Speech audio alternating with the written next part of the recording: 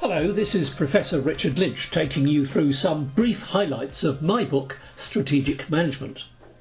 The topic is one of the most interesting and challenging in the field of business studies, but it's also complex and uncertain. It's not possible in these brief recordings to cover everything in the book, so the aim is to highlight some key points, chapter by chapter. In addition to the written text, there is also extensive extra material on the book's website. Topics covered include additional strategy concepts, checklists to aid understanding and analysis, and case studies, some of which have indicative answers. For example, the website for Chapter 1 explores two questions. First, what makes effective strategy? Second, why do companies fail? And there are some answers on the web. Importantly, all this extra material is free and open access. Just go to the book's website. You don't have to buy the book.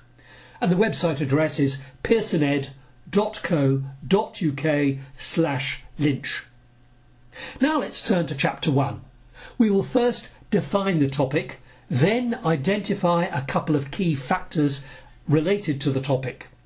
We then cover three core areas of strategic management and then explore briefly the two main approaches to the subject.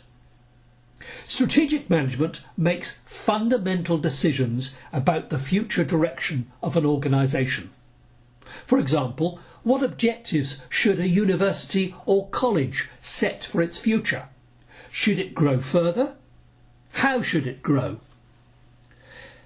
Strategic management explores the environment surrounding the organisation and the resources possessed by the organisation. It then uses these to explore and define the organisation's future purpose.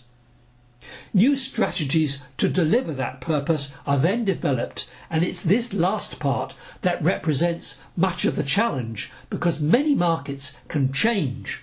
New technology can alter the whole picture and new competitors can enter the field.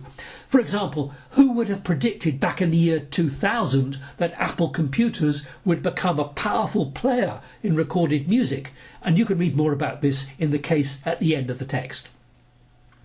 Of course, it's worth pointing out that organisations requiring strategy can also be in the public sector, just as much as Apple in the private sector. Within the subject of strategic management, there are a couple of concepts that are crucial. First, there is value added. Every organisation needs to add some value in its activities. Otherwise, why does it exist? Value means profits in the private sector and service in the public sector. Second, most organisations need to consider their competitive advantages over their rivals. This topic underpins much of strategic management. Now let's turn to the next area from Chapter 1, the three core areas of strategic management. These are, first, the strategic analysis of the current situation.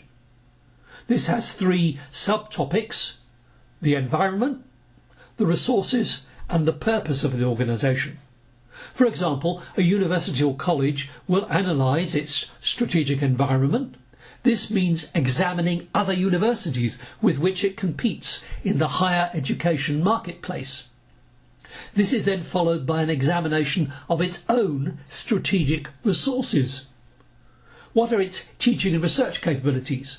What are its competitive strengths? For example, does the university have a well-known professor or research institution?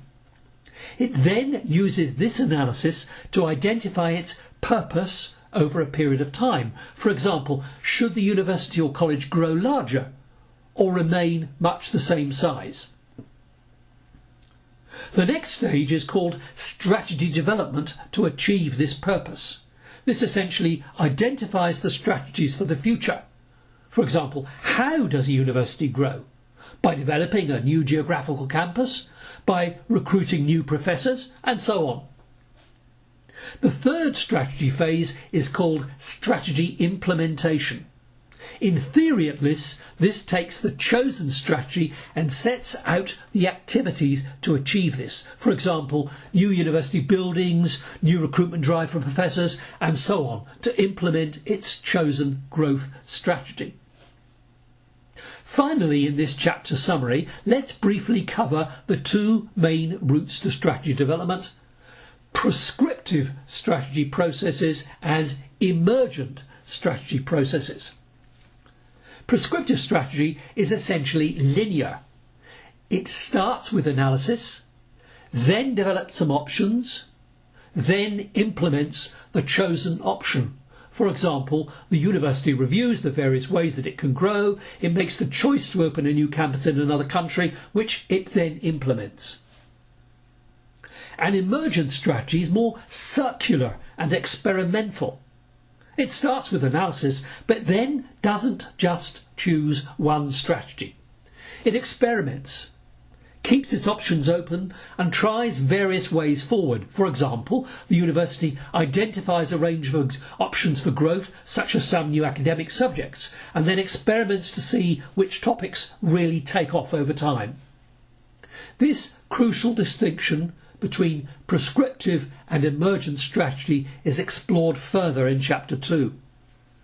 Importantly, a leading survey of strategists in the 2007 Strategic Management Journal now suggests that the best strategic management comes from using both approaches, that is, both prescriptive and emergent processes. The reason is that both offer different but complementary insights into the development of effective strategy. But you'll only find a treatment of both these approaches in one strategy textbook, and you know which one that is.